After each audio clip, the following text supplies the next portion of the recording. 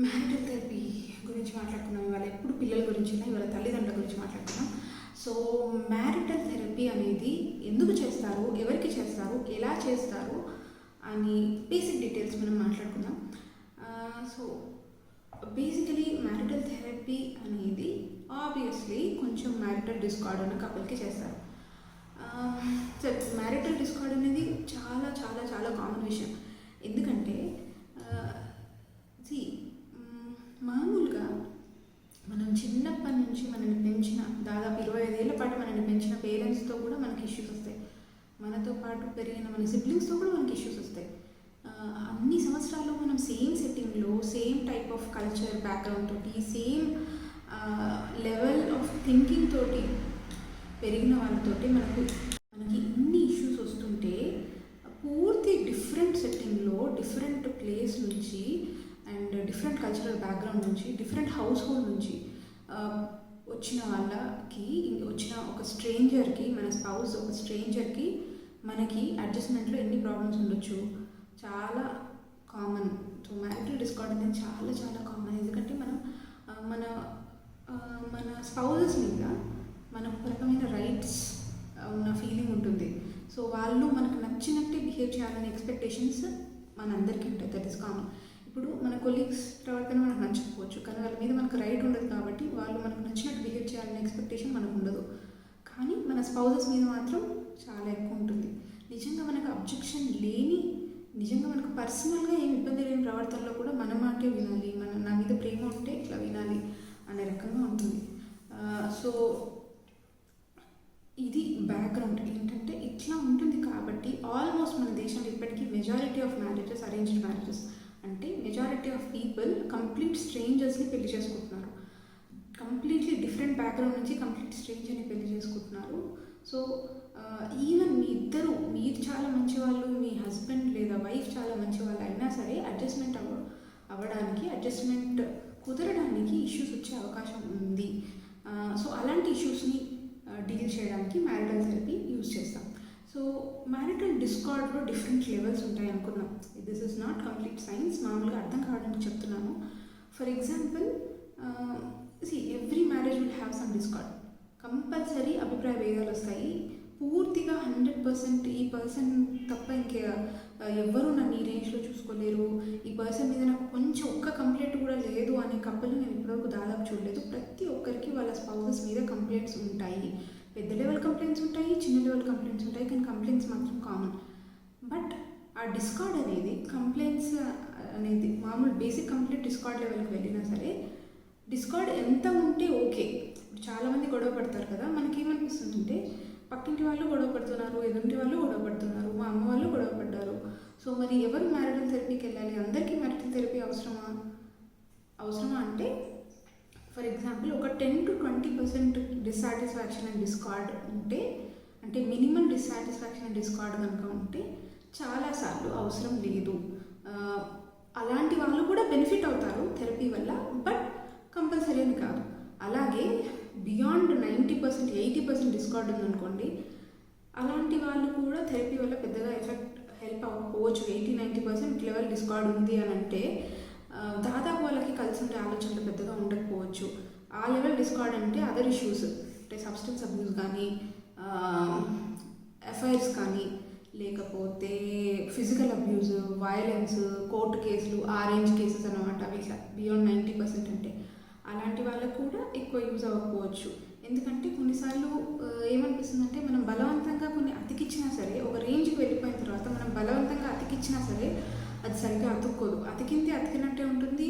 And normal joining అనేది ఒక రకంగా ఉంటుంది, అతికిన వస్తువులన్నీ ఒక రకంగా ఉంటాయి కాబట్టి అని. కానీ ఎవరైతే దాదాపు 40% నుంచి ఒక 60-70% or 80% దాకా రేంజ్ డిస్కార్డ్ ఉన్న వాళ్ళు, ఇలాంటి వాళ్ళు మ్యారిటల్ థెరపీకి వస్తే వాళ్ళకి చాలా ఎక్కువ హెల్ప్ అవుతుంది. అది దాదాపు 80% డిస్కార్డ్ని మేము అట్లీస్ట్ 30-40% లెవెల్కి తక్కువ చేసేలా చూస్తాము. ఇది నేను జస్ట్ అండర్స్టాండింగ్ అందరికీ ఈజీగా అర్థమవుతుంది అని ఈ ఎగ్జాంపుల్స్తో చెప్పాను. ఎగ్జాక్ట్గా అలా ఉండదు. ఏ లెవెల్ డిస్కార్డ్ అయినా థెరపీకి అటెండ్ అవ్వచ్చు. ఎందుకంటే థెరపీకి అటెండ్ అవ్వడం అనేది ఒక basic level of commitment to relationship అనేది చూపిస్తుంది. అంటే చేయడానికి రెడీగా ఉన్నాము, మేమిద్దరం రిలేషన్షిప్ మీద వర్క్ చేయడానికి రెడీగా ఉన్నాము, మేమిద్దరం ఒప్పుకుంటున్నాము, మా వల్ల కూడా ప్రాబ్లమ్స్ ఉన్నాయి, సో ఇద్దరం కలిసి మారాలి అని అనుకుంటున్నాము అని. సో మ్యారిటల్ థెరపీ గురించి బేసిక్ చాలా ఎక్కువసార్లు నాకు వచ్చే క్వశ్చన్స్ చెప్తాను. ఒకటి, నేను ఒక్కదాన్ని రావచ్చా, లేదా నేను ఒక్కడిని థెరపీకి అటెండ్ అవ్వచ్చా? లేదు. మీకు మ్యారిటల్ ప్రాబ్లం వల్ల కనుక మీకు స్ట్రెస్ కానీ, డిప్రెషన్ కానీ, యాంగ్జైటీ కానీ వస్తుంటే అది మీరు ఒక్కరే వస్తే డీల్ చేయగలం. కానీ రిలేషన్షిప్ ఇష్యూ మాత్రం ఇద్దరు వస్తేనే డీల్ అవుతుంది. ఇప్పుడు చాలాసార్లు ప్రాబ్లం ఇద్దరి వైపు నుంచి ఉంటుంది. ఇద్దరు రెస్పాన్సిబిలిటీ తీసుకోవాలి రిలేషన్షిప్లో.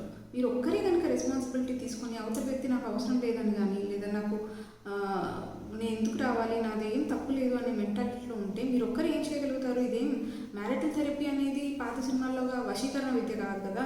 ఇప్పుడు ఆయన శరీరం నుంచి రక్తం ఒక బొట్టేసి దాంట్లో కాటు తయారు చేసి కాటుక పెడితే ఆయన మొత్తం మీరు చెప్పినట్టు వింటారు అన్నట్టు కాదు.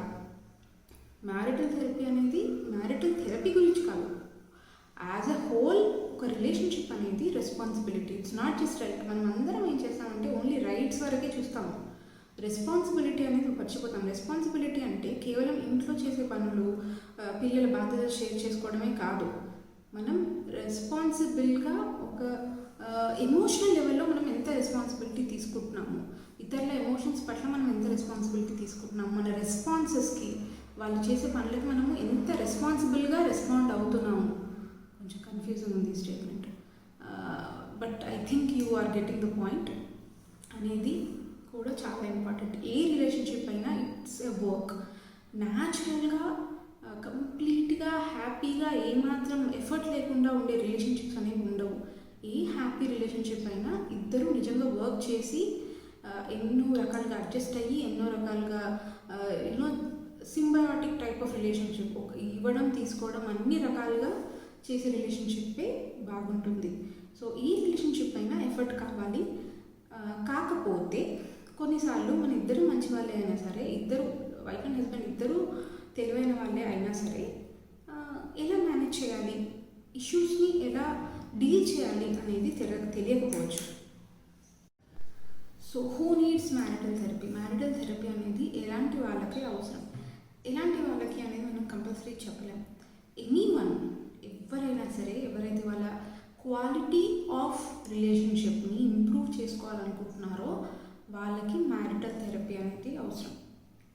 ఎవరైనా, మీకు పెద్ద లెవెల్లో గొడవలు ఉండొచ్చు, చీటికి వాటికి ఫైట్స్ అవుతూ ఉండొచ్చు, ఒక్కొక్కళ్ళు ఫైట్స్లో ఒక్కొక్క రకంగా రెస్పాండ్ అవుతుండొచ్చు. కొన్నిసార్లు హస్బెండ్ ఎక్కువ అరిస్తే వైఫ్ ఏడుస్తుంది, కొన్నిసార్లు వైఫ్ ఎక్కువ అగ్రెసివ్ అయిపోయి కొట్టడము, తల గోడకేసి కొట్టుకోవడము, అరవడం లాంటివి చేస్తే హస్బెండ్ పూర్తిగా సైలెంట్ అయిపోతారు.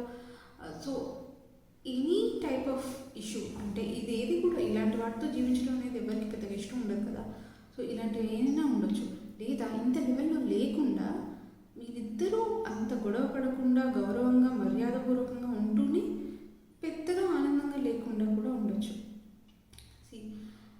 ఇద్దరు మంచి వాళ్ళు లేదా ఇద్దరు తెలివైన వాళ్ళు పెళ్లి చేసుకున్నంత మాత్రాన కంపల్సరీ ఆ రిలేషన్షిప్ చాలా బాగుంటుంది అని లేదు.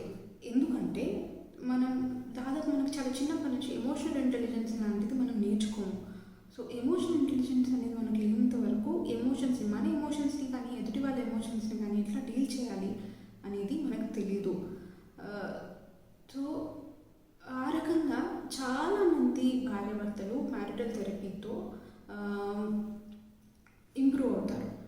మీకు డైరెక్ట్గా గొడవలు లేకపోయి ఉండొచ్చు, కానీ మీరు నిజంగా ఒక ఇంటిమేట్ వైఫ్ అండ్ హస్బెండ్ మధ్య ఉండేది చాలా ఇంటిమేట్ రిలేషన్షిప్.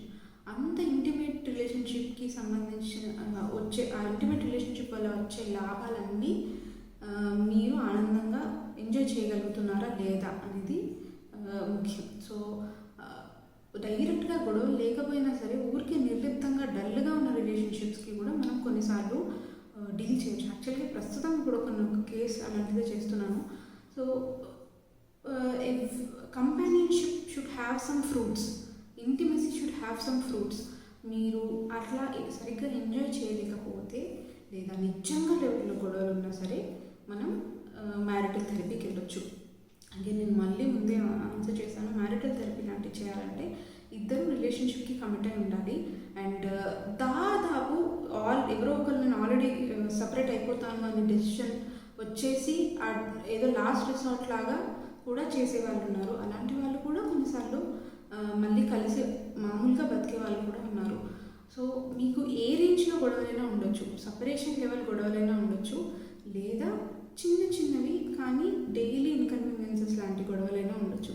మీ ఇద్దరికి, వైఫ్ అండ్ హస్బెండ్ ఇద్దరికి కనుక మ్యారిటల్ క్వాలిటీ, లైఫ్ క్వాలిటీని ఇంప్రూవ్ చేసుకోవాలనుకుంటే మ్యారిటల్ థెరపీ అనేది మీ ఇద్దరికి చాలా ఎక్కువ సూట్ అవుతుంది. బట్ అగైన్ ఐఎమ్ రిపీటింగ్, అది ఇద్దరికి ఉండాలి, రెస్పాన్సిబిలిటీ ఇద్దరికి ఉండాలి, చేంజ్ అవ్వాలి అనే తపన ఇద్దరికి ఉండాలి.